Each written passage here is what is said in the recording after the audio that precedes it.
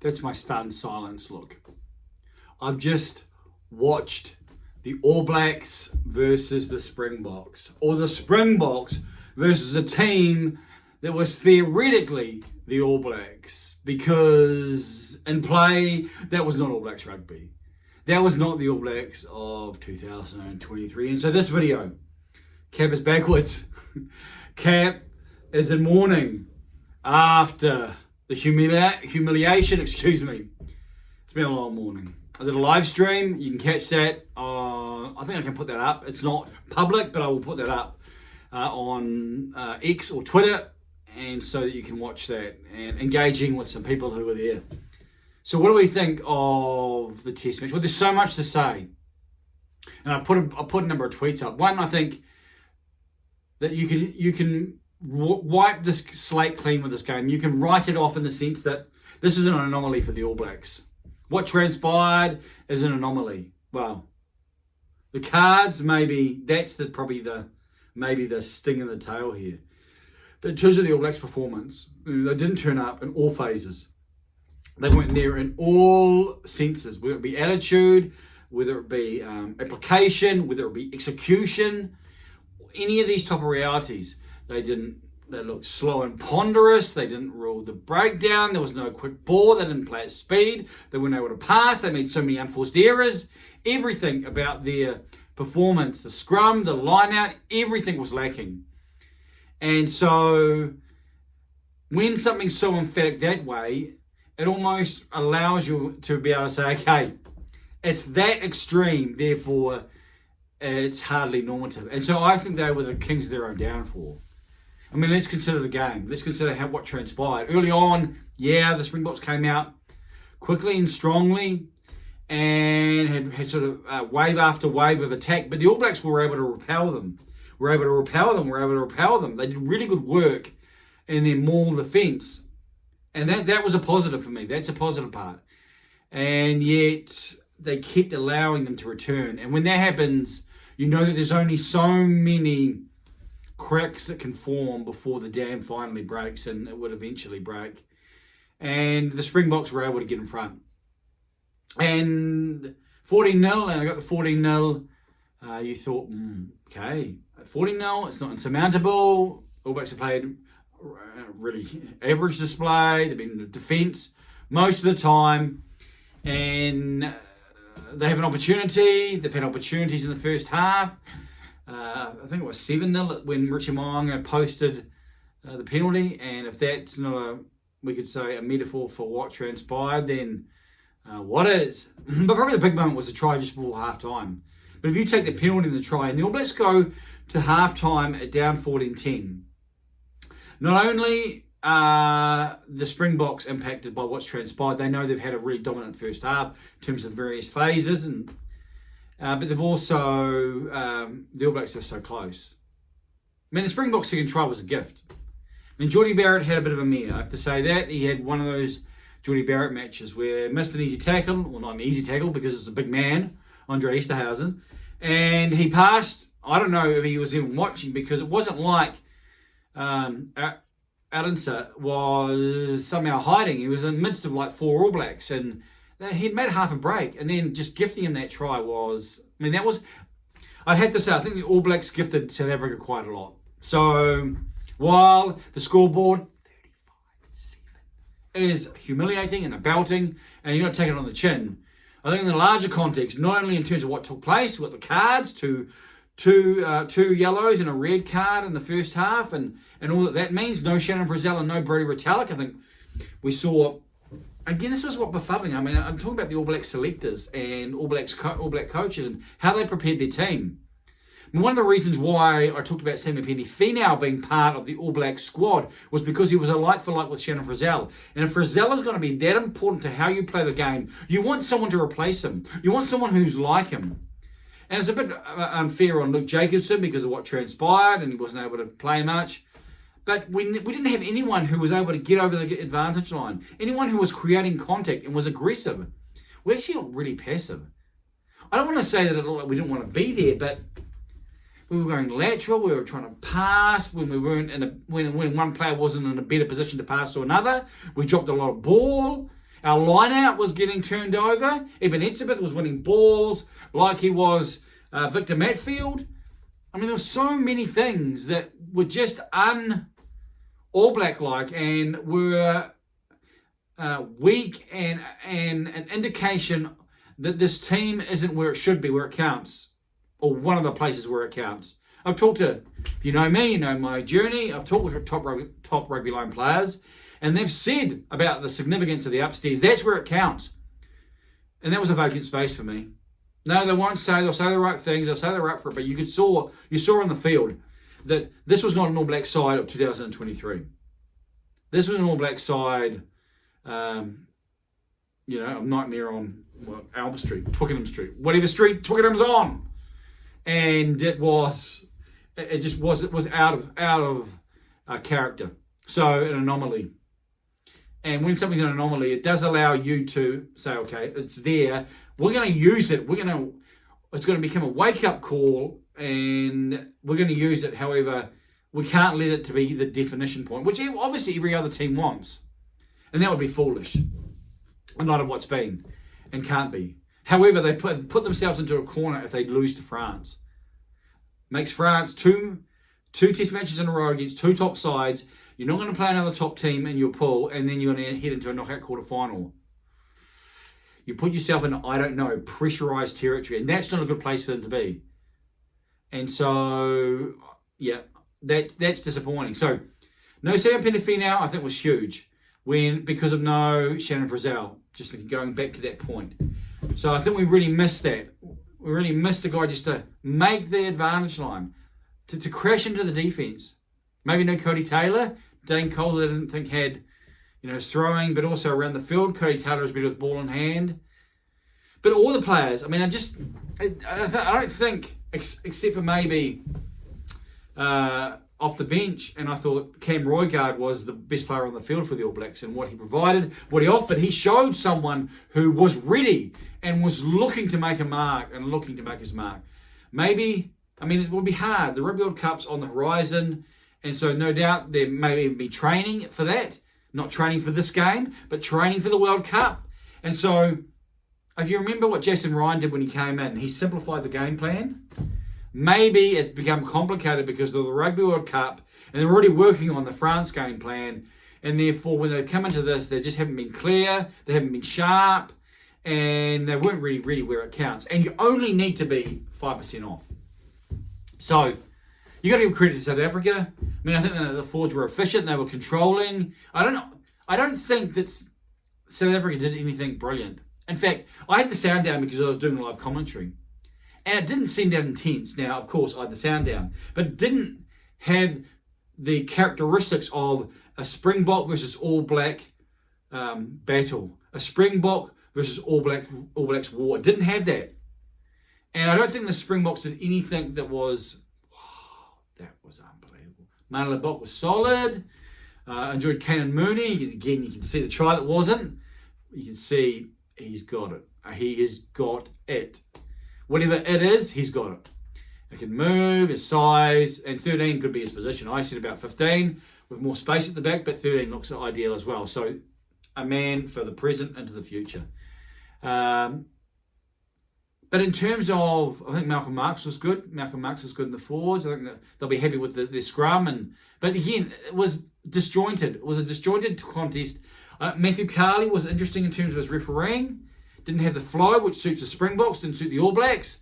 The cards and just, it was an interesting card, the first card that he gave. And, Northern Hemisphere referees are more prone to that, whereas the Southern Hemisphere, in light of where it was in the field, but he was like, well, it's another one, I've given you a warning, therefore you're gone. Now, some may like that, some may think that's good. Is that what we want in knockout rugby?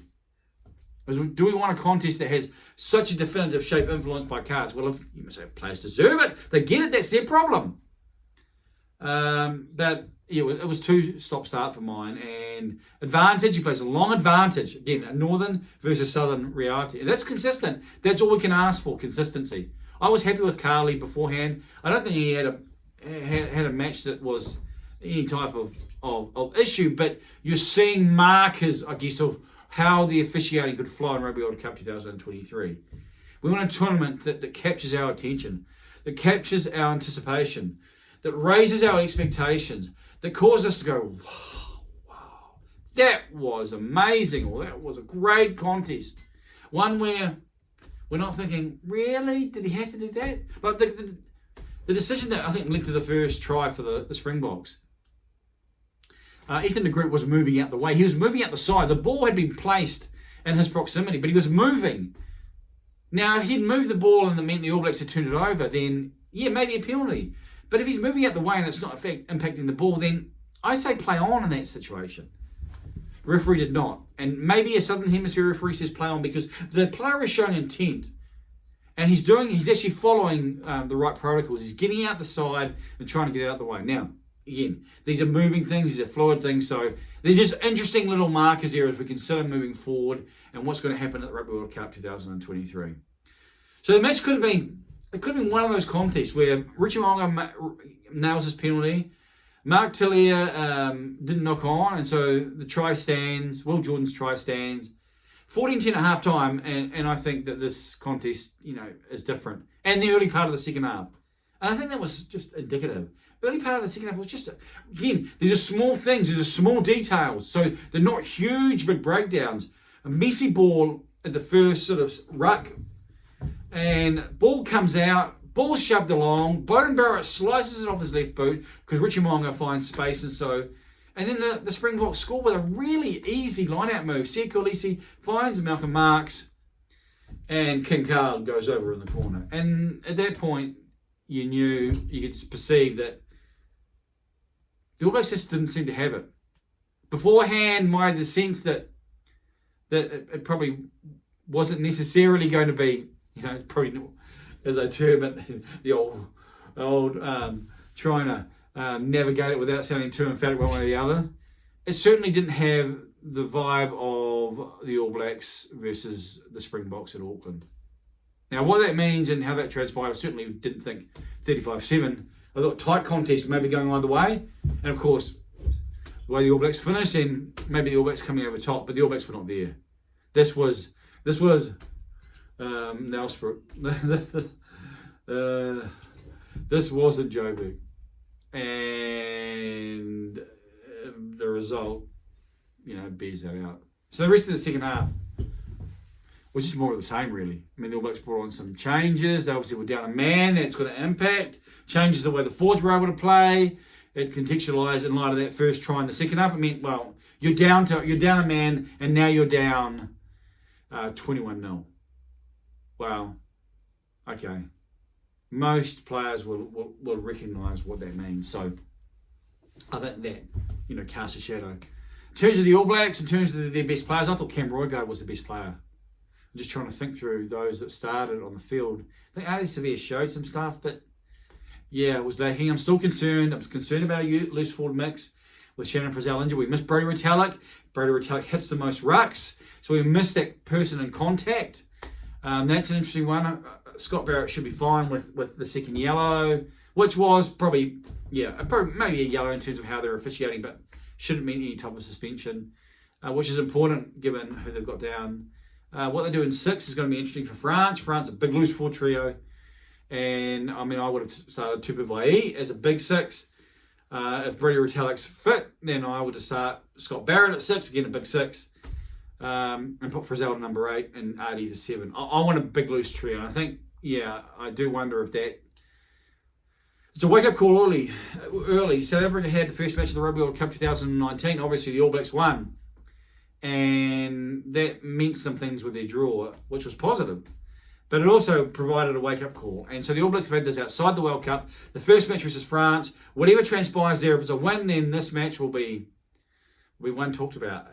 Went from that to potentially, who knows. But it is certainly sobering. And probably the other nations of the world have learned a lot. So if the All Blacks came Roigard, this is a review that is really much... It's interesting when you commentate and when you call it. You've already talked about it in one sense. So, needing a sort of a methodical structure is a little bit different, which we may have in the future. So if you like him, slow and steady. They're not coming at you and not with, nailing spaghetti to the wall, to the man cave, to the I'm Johnny King studio. First, the Springboks, I thought Marks was good. All their forwards were good and effective. They didn't do anything outstanding, but they were just solid. I thought Mane Lebok had an okay game. His kicking was good. And I thought you saw the potential specialness of Canan Moody. Probably mentioned that already. Or if I haven't, then there you go. And so, one that will go down in the record books, 35-7, domination, but one that may not necessarily provide all the tale to be told, because what transpires at Rugby World Cup 2023 will be the final commentary or the final testimony in terms of what took place at Twickenham. The All Blacks don't play rugby to come second. Neither do the Springboks. So they're both gunning to win the World Cup. If they meet again, then that will be the contest that counts. All Blacks, Auckland, Springboks, Twickenham. We've seen that if either side is not there, and you got to say, I'd have to say, the All Blacks' performance in Auckland was more typical of what's required.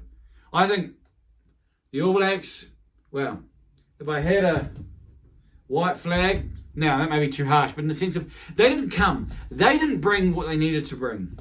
And so it's hard to say, to be too effusive about the Springboks. They made the most. They executed. They were solid. They were proficient. They were diligent. They, kept errors more to a minimum. Excuse me, the voice is coming out. And so they'll be confident. They'll use that as encouragement when they play Scotland. The All Blacks are up first. If you didn't or weren't part of the live stream, I will put it up. I mean, it's unlisted in terms of YouTube because I don't have the wonderful 1,000, which is what you need. However, I will put it up on X or Twitter or whatever it's called. But I encourage you, it was good interaction and good engagement. That I may do another live stream tomorrow morning. Maybe might do Samoa Island, maybe in terms of the time. Maybe that intersection could work quite well. And you can maybe get a feel of it and join us. And it was good. It was enjoyable. Again, it's my first live stream. And so I'm starting to understand how the dynamic works and the comments coming up on the screen I'm looking at now, which is my phone. And so this is something that we could potentially make the experience of Rugby World Cup 2023. Allowing you to also engage, because I engage with what you're saying and pass it on. So then other people can engage as well. And so it can be a type of community forming with rugby lovers from around the world. We had one from South Africa into New Zealand. He lives in New Zealand. One from Portugal, always Portuguese. And we had a Kiwi who communicated as well. So you can see that what potentially can happen. So this is now nearly 20 minutes after I've spoken for nearly 2 hours. Hence why I call myself a bloviator, because I have it in me. You've seen the man cave, or no, studio, I'm JK, maybe, I don't know, whatever name. You've seen there's a photo in the back there. That's I'll go through what's going to be shown. There's going to be more things on the wall. We're going to make this more of a cave to rugbydom. And this is how we'll be doing it. Maybe I'll be standing up when it's tight clashes. More about embodying, maybe. We'll see. We'll see what transpires. While I am out of New Zealand and out of Aotearoa, I've also, my media career is one where being a rah-rah for one side really isn't that much fun. Of course, I support my nation. Of course, I want the All Blacks to win. Of course, I must see past that type of confirmation bias, but I think my record shows that I can call it as it is. And so I guess that's what I'm saying, is it can be encouragement that this is just not going to be like an All Blacks type rugby fest. It's going to be a rugby fest, and it's going to be a time when we'll try and provide more insight into what's going on and look at how they're playing and see what other people can provide. Focus on certain players maybe and see their impact and really have maybe a bit of a different look. So that's the test match, getting back to All Blacks or South Africa versus the All Blacks. I don't know who was first. I saw on allblacks.com, I thought they put RSA first, so I've taken that to indicate something. So the All Blacks, whatever it was in the game, they weren't there. That's how emphatic it was. And South Africa fed off their mistakes, were solid throughout, and did the job. It was workmanlike. I would say that was workmanlike. That's no criticism. They did they did all that they had to. The All Blacks were, I mean, I put on online. I mean, they were the great big jolly Santa. They were the gift that kept on giving. I mean, they were giving out gifts and presents like Christmas was like every day of the week or every minute of the test. It was like, oh. And then the All Blacks like played hot potato. I mean, it was like, just don't pass it, run. It's like, again, like they were thinking about another contest, like they were thinking about the consequences of this contest. I mean, we saw the injury to Tyrell Lomax, that gash on his leg, which looked a little bit hideous and could be troublesome, in terms of the future. It didn't look inconsequential. So the All Blacks don't come through unscathed. I'm not sure about the Springboks, but I think they looked like they were pretty all right, which is positive. So we continue to prepare for Rugby World Cup 2023. Please join me on the I Am Johnny King channel. Subscribe so you can stay up to date as we go live. And my goal is, while I have to be careful because I've got to get enough sleep, and so I can handle the jandle. I've used it again. Someone liked it. I've used it 3 times now, I believe. But we're going to try and do live streams for the matches and therefore provide commentary. The only problem is we need to be 1,000 because then they can be on YouTube for people to watch afterwards. So let's hope we grow quickly. Let's hope we grow strong quickly. And you can help by sharing this and by encouraging those who are in your social media network. I'm Johnny King. My hat is backwards, not because I'm trying to be young, but because, well, it's probably appropriate considering the All Blacks performance against the Springboks at Twickenham, where the lights, well, from an All Blacks performance, they weren't even turned on.